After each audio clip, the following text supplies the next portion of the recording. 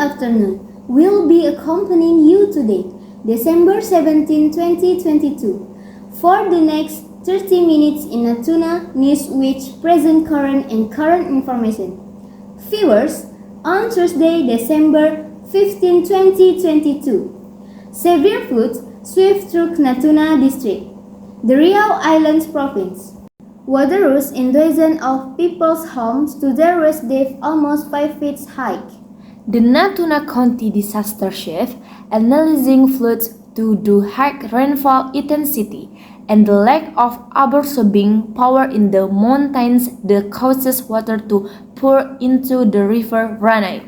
In the meantime, the school activity in Natuna was in ruins for 2 days, 14 to 16 December 2022. This policy was already unanimous in the Ministry of Education with the region Natuna. Commander Radan Sajjad mobilized personnel to assist in handling the flooding in Natuna County's Ranai area. TNI Polri, firefighters, and locals have evacuated at least 30 sick people. No casualties in the incident.